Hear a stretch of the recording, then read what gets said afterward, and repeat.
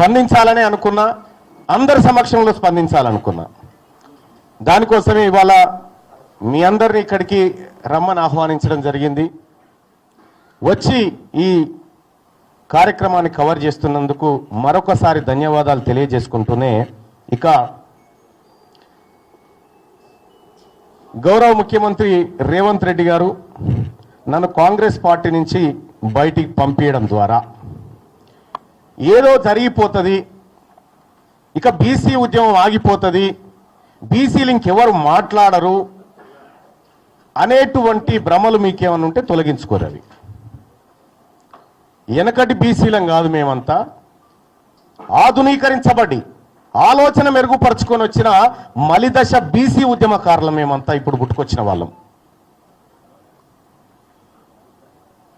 ఇవాళ అడిగింది ఏంది తీన్మార్ మల్లన్న? తీన్మార్ మల్లన్న అడిగింది కులగణన తప్పు, మీరు ఈ ప్రభుత్వం చేసినటువంటి కులగణన చిత్తు కాగితంతో సమానం, ఇది ఎందుకు పనికిరాదు, ఇది బీసీలను ప్రజలను మోసం చేస్తున్నటువంటి నివేదిక అని చెప్పి తగలబెట్టడం జరిగింది. నిజంగా తగలబెట్టడమే తప్పైతే, బీసీల మంచిని కోరి బీసీలకు న్యాయం జరగాలని కోరి తగలబెట్టడం తప్పైతే ఆ తప్పును ఇంకా 1000 సార్లు చేస్తా. కానీ ఇవాళ మీరే చెప్పిరు, భారతదేశానికి ఆదర్శవంతమైనటువంటి కులగణన మనం చేయబోతా ఉన్నాం, ఇది నా జన్మ సార్థకం అనేటువంటి డైలాగులు పెద్దగా కొట్టిరు. నేను కూడా చెప్పిన, కులగణన చేసే క్రమంలో ముఖ్యమంత్రి గారికి నేను కూడా సూచన చేసిన, 1931 తర్వాత అసలు మా తలకాయలను లెక్కించినోడు లేడు కులాల వారీగా. మీరే మంచి కార్యక్రమం చేపట్టిరు. మీరు చేపట్టే కార్యక్రమం దేశానికి ఆదర్శంగా ఉండాలి, రాహుల్ గాంధీ గారు తల ఎత్తుకొని మాట్లాడే విధంగా ఉండాలి, దీని ఒక పండుగ వాతావరణంలో చేయాలనేటువంటి మాట చెప్పడం జరిగింది. నిజంగా కులగణన సక్సెస్ చేయాలనేటువంటి ఆలోచన గనక రాష్ట్ర ప్రభుత్వానికి, అందులో ఉన్న అగ్రవర్ణాలకు నిజంగా ఉంటే, కులగణన ప్రారంభోత్సవమే వేడుకలాగా జరిగి ముఖ్యమంత్రి గారు ఆయన ఇంట్లో, మంత్రులు వాళ్ళ ఇళ్లలో, ఎమ్మెల్యేలు కాంగ్రెస్ పార్టీ నాయకులంతా ఎవరింట్లో వాళ్ళు మొదటి రోజు చేసుకొని సమాజానికి ఆదర్శంగా చూపించేటోళ్ళు.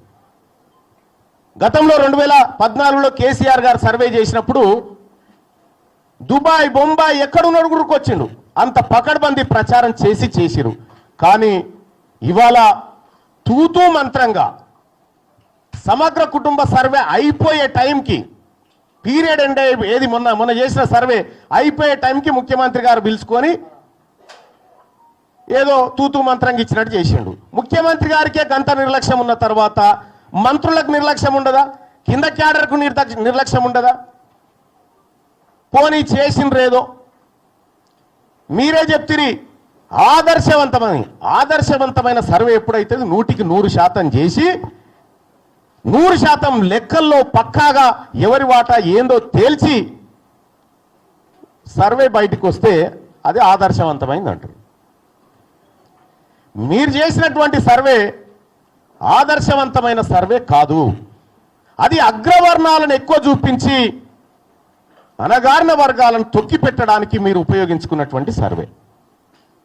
ఈ సర్వేను బీసీ సమాజం ఎట్టి పరిస్థితుల్లో యాక్సెప్ట్ చేయడానికి సిద్ధంగా లేదు.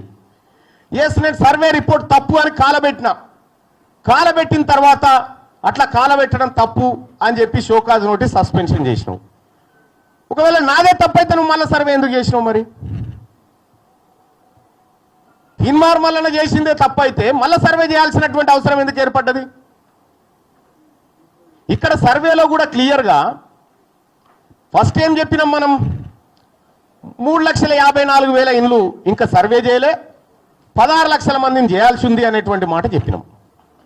వాళ్ళు ఎందుకు చేయలేదంటే అయిష్టంగా ఉన్నారు అనే మాట చెప్పినాం. అయిష్టంగా ఉన్నోని దగ్గరికి మళ్ళీ మన ఎమ్యూనరేటర్ని పంపన్నా, లేకపోతే అయిష్టంగా ఉన్నోడే మళ్ళీ మన దగ్గర రావన్నా? నేను ఒకటి అడగదలుచుకున్నా, ఇక్కడ 3,54,000 ఇండ్లను మనం ఇంకా సర్వేలో పాల్గొనలేదని చెప్పినాం. 16 లక్షల మంది అని చెప్పినాం. ఈ 16 లక్షల మంది అన్న సంగతి మీకు ఎట్లా తెలిసింది? మీరు ఎట్లా కంక్లూజన్కి వచ్చారు దీని విషయంలో?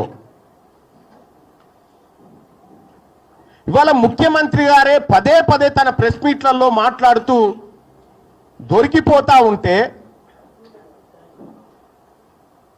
మళ్ళా పైపెచ్చు సమగ్ర కుటుంబ సర్వేకు అర్హత లేదు, అది ఎక్కడ కూడా గవర్నమెంట్ టేబుల్ మీద పెట్టలేదు, దాన్ని క్యాలిక్యులేట్ చేయకూడదు అని చెప్పి నేను కూడా అడుగుతా ఉన్నదే. 2011 సెన్సస్ అయితే మన యూపీఏ గవర్నమెంటే చేసింది కదా. 2011 సెన్సస్ ను యూపీఏ గవర్నమెంట్ చేసినప్పుడు తెలంగాణ జనాభా 3,53,00,000. అర్జున్ పైకి రా. 3,50,00,000 చిల్లర అని మనం చెప్పినాం. ఆ రోజు 83 లక్షల ఇండ్లు ఉన్నాయని చెప్పినాం. ఇలా ముఖ్యమంత్రి గారు చెప్పినటువంటి లెక్క 1,15,00,000 ఇండ్లు ఉన్నాయని చెప్పారు. 1,15,00,000 ఇండ్లుంటే ఈ 83 1,15,00,000 దాదాపు 32 లక్షలు పెరిగింది. 32 లక్షల మంది ఇండ్ల కొత్త ఇండ్లు వస్తే అందులోకి ఒక్కడం నిలడా? మరి 32 లక్షల ఇండ్లలోంచి ఒక్కొక్క మనిషిని లెక్క పెట్టినా కూడా తెలంగాణ జనాభా 3,90,00,000 కావాలి. కానీ ఎందుకు కాలే? ఇలా దీని కథ ఏంది, దీని వ్యవహారం ఏందంటే కేవలం ఈడబ్ల్యూఎస్ను రక్షించుకోవడానికి వేసినటువంటి ఎత్తు మాత్రమే. సహజంగానే ముఖ్యమంత్రి గారు మనలాంటి వాళ్ళు పక్కన ఉండొద్దని కోరుకుంటాడు. ఎందుకు? తీన్మార్ మల్లన్న కాంగ్రెస్ పార్టీలో ఉండి ఓపెన్గా జరిగినటువంటి అన్యాయాన్ని ప్రశ్నిస్తూ ఉంటే ఆయనకు శవనం పట్టది. నేనే కదా ఈడబ్ల్యూఎస్ కోటా అన్యాయంగా 6.98% ఉన్నటువంటి వాళ్లకు 10% రిజర్వేషన్ ఇస్తున్నారని నేనే 4 సార్లు రిప్రజెంటేషన్ ఇచ్చిన. మీకు అది తెలియనట్టుగా మీరు యాక్టింగ్ చేసి మీరు ప్రవర్తించేటువంటి తీరు చాలా జుగుప్సాకరంగా ఉంటుంది. మీకు తెలియదా ఈడబ్ల్యూఎస్ కోటా ఎట్లా ఇంప్లిమెంట్ చేస్తున్నారో? ఇలా 160% ఉన్నటువంటి బీసీలకు 27% రిజర్వేషన్, 10% లేనటువంటి అగ్రవర్ణాలకు 10% రిజర్వేషన్ ఇస్తే ఈ అన్యాయాన్ని ప్రశ్నించడం బీసీగా, బీసీల రక్తం పంచుకొని పెట్టిన బిడ్డగా నా హక్కు, అది నేను మాట్లాడతా. ఇలా నీ వర్గాల రక్షణ కోసం నువ్వు సమగ్ర కుటుంబ సర్వే ఏది మొన్న చేసిన సర్వేని అడ్డం పెట్టుకున్నావు కదా, మరి నా వర్గాల హక్కుల కోసం, నా వర్గాల రిజర్వేషన్ల కోసం నేను కూడా మాట్లాడతా కదా. అదే చేసిన నేను. ఇవాళ కాంగ్రెస్ పార్టీని కాపాడాలంటే, కాంగ్రెస్ పార్టీని రక్షించాలంటే ప్రజల్లో క్లారిటీ ఉండాలి. మనం సర్వే చేస్తే 90 ఏళ్ల తర్వాత సర్వే చేసినా మీరు చెప్తే సప్పట్లు కొట్టేటోడు లేడు, పాలాభిషేకం చేసినోడు లేడు. నీకు బీసీ వర్గాలు ఎవరు నమ్మలే. పైగా మొన్న మాట్లాడి నన్ను దోషిగా నిలబెట్టిరు, విలన్ చేసిరంటే విలనే అంటారు. ఆ విషయంలో విలనే అంటారు. ఆ విషయంలో మీరు చేసింది పక్కా సమాచారం అయితే, పక్కా సేకరించిన లెక్కలే అయితే ముఖ్యమంత్రి గారు ఆ సర్వేకు మీరు బాధ్యత వహిస్తారా? నాది బాధ్యత, దీని మీద డిబేట్కు నేను రెడీ అంటే ఎక్కడికి రావనో చెప్పు, నేను ఒక్కరిని వస్తా. నీ సర్వే తప్పని నిరూపిస్తా. నేను కూడా సూచనే చేసిన మీకు, ఆ రోజు సరిదిద్దుకునే అవకాశం ఉంది, ప్రయత్నం చేయండి, తప్పు కాదనేటువంటి మాట చెప్పిన. మీరు ఒక తప్పు చేసి ఆ తప్పును కప్పిపుచ్చుకోవడానికి మళ్ళీ తప్పు చేసి, ఆ తప్పును కప్పిపుచ్చుకోవడానికి మళ్ళీ తప్పు చేసి ఇవాళ సమగ్ర కుటుంబ సర్వే ద్వారా, కుల సర్వే ద్వారా ఓసీల పాపులేషన్ పెరుగుతుంది. 2011లో మనమే చేసినాం కదా సెన్సస్.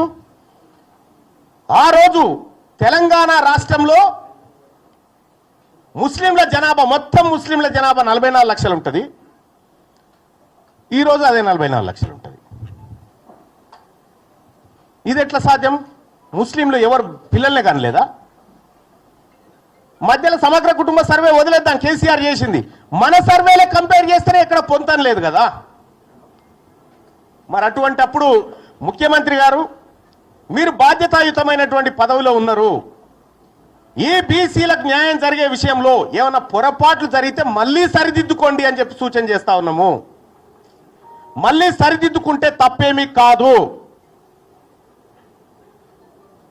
ఇవాళ తీన్మార్ మల్లన్న సర్వేని వ్యతిరేకించిందంటే నేను కాంగ్రెస్ పార్టీలో చేరడానికి ఒకే ఒక్క కారణమని చేరేటప్పుడు కూడా చెప్పినా, మా తలలను లెక్క పెడతా అంటుండు, క్యాస్ట్ సెన్సస్ చేస్తా ఉంటుండు, మాకు 42% రిజర్వేషన్ ఇస్తా అంటుండు రాహుల్ గాంధీ గారు అని చేరినాం. ఆయన ఆలోచన మేరకు, రేవంత్ రెడ్డి గారి పిలుపు మేరకు కాదు కదా నేను చేరింది, ఆయన ఆలోచన మేరకు చేరినాం. అదే నాయకుడు రాహుల్ గాంధీ గారు పార్లమెంట్లో మాట్లాడుకుంటూ, ఓ బీసీ నాయకులారా, బీసీ ఎంపీలారా, మీకు అన్యాయం జరుగుతుంటే మీరు మాట్లాడరా అని చెప్పిండు. మరి ఆయన చెప్పిందే నేను చేస్తా ఉన్నా, చేస్తున్నటువంటి సందర్భంలో బీసీ ఉద్యమం బలపడతా ఉంది, బీసీలందరూ ఐక్యం చేస్తా ఉన్నారు, దీన్ని ఎట్లయినా అణచివేయాలనేటువంటి ఒక కార్యక్రమం చేస్తా ఉన్నారు. ఈ చరిత్ర ఇటువంటి వాళ్ళని కొన్ని వందల మందిని చూసింది ఈ గడ్డ, ఈ నేల. అందరం ఎంతకాలం భూమి మీద బతకడానికి రాలే. ఇవాళ మనం ఒక పని చేస్తే తరతరాలు గుర్తుండాలి.